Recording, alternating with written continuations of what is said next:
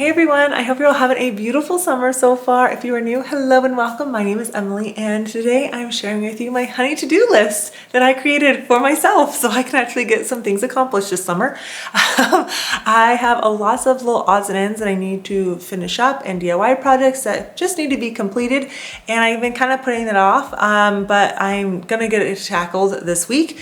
And instead of like immersing myself in a huge project this week and everything, I just want to finish up a couple of other things. So buckle up, we've got a lot to do. I've got probably like 6 or 7, 8 projects that I gotta finish. So yeah, I'm excited. We're going to be working here at the house, but also at the cottage, updating a few things here and there. And so hopefully you enjoy this a little bit more relaxed DIY project video. But I do want to say thank you to Lowe's for sponsoring a portion of today's video. I will share more about them later on. But first project we're going to tackle today is these beautiful built-ins that I built months ago. Yes, months ago, but I have not added hardware, and I really need to add hardware. I'm so tired of looking at the blue painter's tape and that has been on there forever to open the doors. And so today we're going to work on that and finish that along with a lot of other areas. If you haven't seen how I built these beautiful built-ins, go check out those videos. They're definitely worth watching and hopefully inspire you to tackle a couple projects yourself. So we got a lot to get done, so let's get started.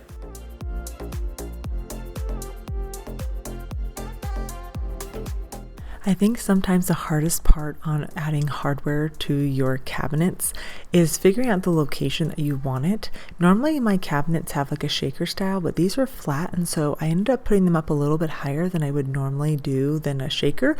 But I love the way the champagne bronze looks. It makes such a difference and it looks finished. Yay!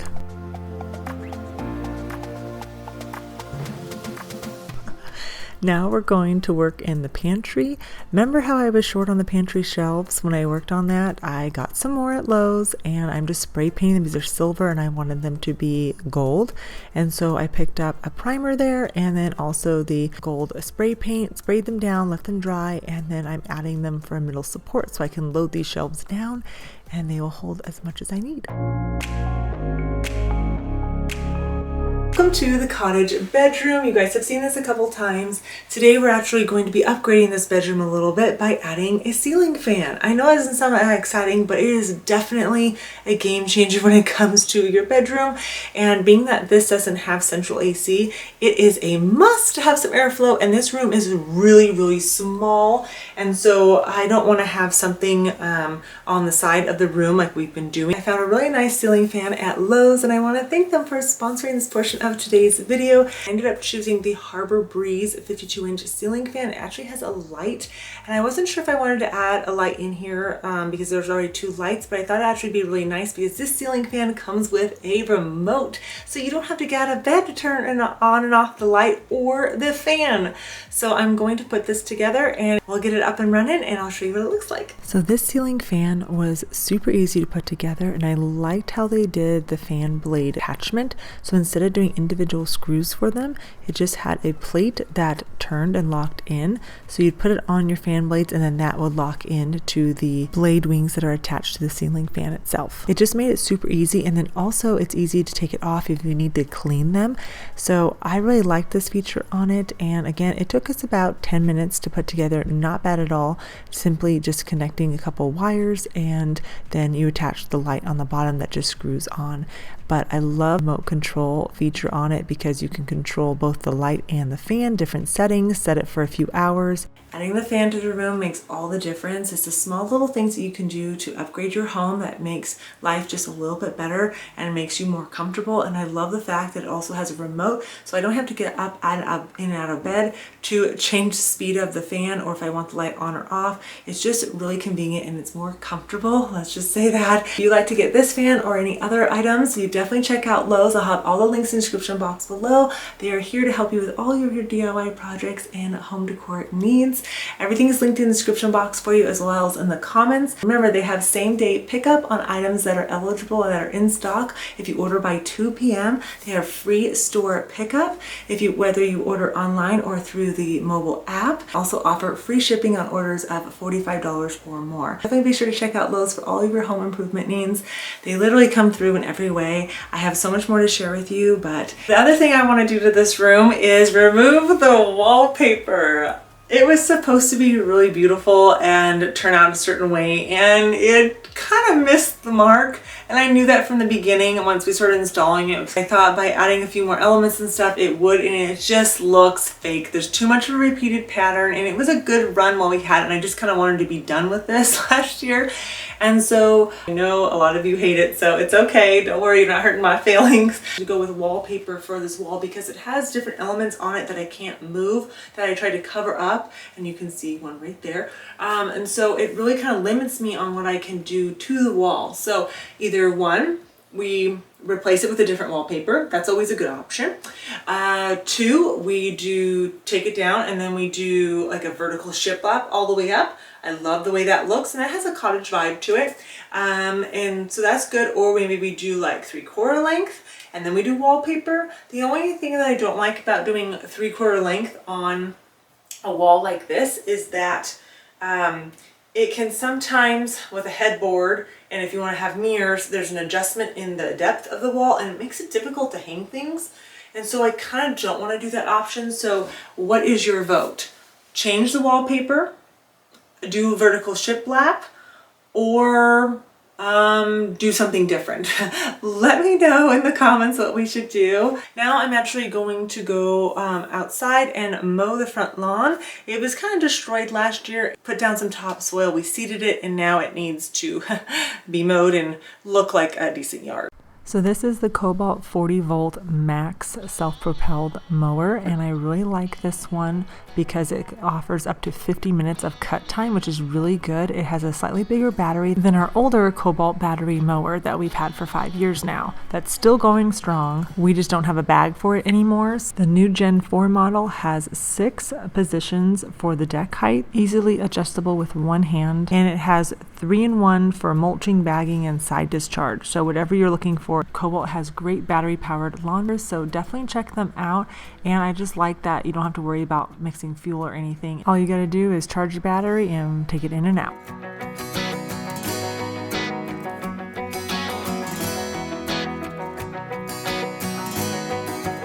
Now it's time for some dirty work. We're gonna pull some weeds, but I got myself a new gadget. Ta-da! I'm really excited about this. It's from Fisker, which I picked up at Lowe's. And this is so that I don't have to bend over to pull weeds. I'm really excited. So basically the way it works is this end goes down into the ground, and then you're gonna push on this back lever and tilt it, and it's supposed to retract the whole weed, including the root, so that the weed doesn't grow again, you know? And then you just push this little eject button and it ejects it. So let's see if this baby works. Because I could really use some help. Definitely works really well in lawn and soil. Pulls the dandelion right out. You definitely get the whole root, which is really nice, especially on the really big ones. I will say it did have a little bit of trouble doing it in my gravel, but that's compacted, so that makes it a bit more challenging, but it still removed 3/4 of the root, which I was really pleased.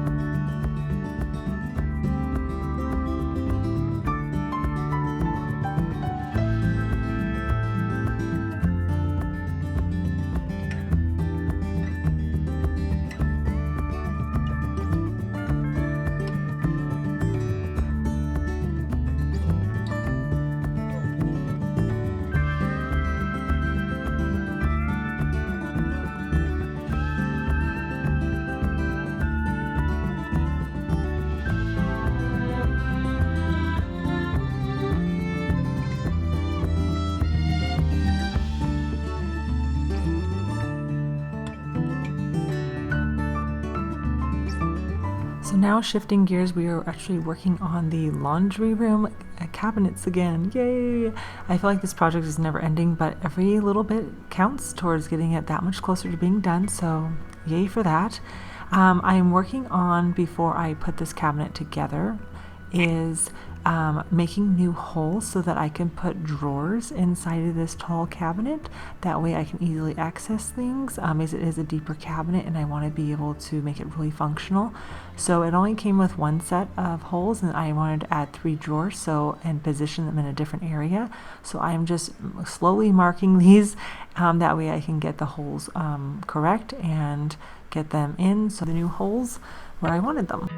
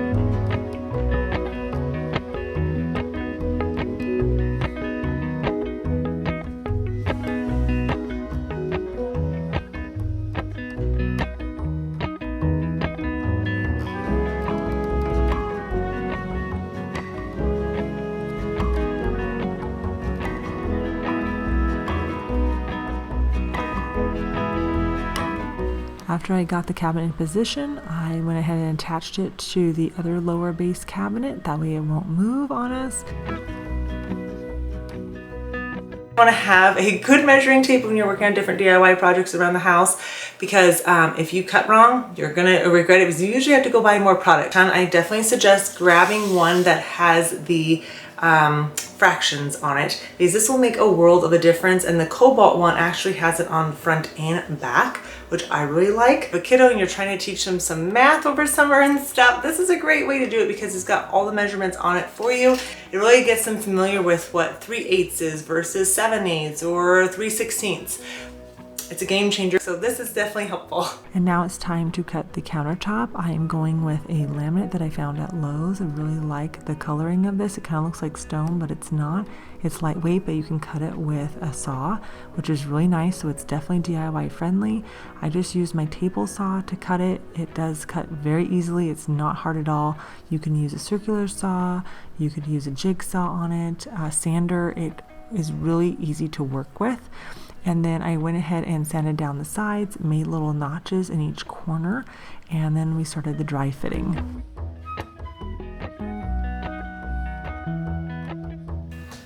This in, this down, in like that, and then we come down, drop it in. Oh, ooh, still kind of snug. All right, 5th time is the charm. You can clearly see that I do not do countertops for a living, so I definitely made a mistake. But I'm not mad at myself, because I am learning, and that's part of working on projects. And the more you work on the same thing, the better you get. That's why I've gotten better at other things. But this is new. And I made a slight mistake. So I didn't trim the depth of it, because I wanted to hang over like a normal counter, but doors get in the way of that. And so I had to take that in consideration. So I cut off the back after I had made the front notches, which in turn left a little bit of a gap there, but it's okay. Trying not to be annoyed by it. I'll just cover it with some silicone, and that is that, which I have to do all the way around anyways, but it's snug as a bug. And then the only thing I need to do is actually like put on the little edging pieces to the very corners, but I think for the most part it came out really well. It's definitely nice looking having a counter. It's just had to adjust a few things because of the door situation. Good, and then it sticks over, but I feel like this looks funny sticking over with the door, so it should be pushed backwards, so it's just even with the door. I feel like that looks better. And what I should have done, ideally what would happen would be there would be no door here, and then this would just be notched out for this and would come out like a normal counter. But this isn't a normal situation, so it's fine. Just gotta do with that a little bit. I gotta secure it from the bottom though, so I gotta take out the drawers and everything, but I won't bore you with that. Backsplash, no idea what we're doing for that.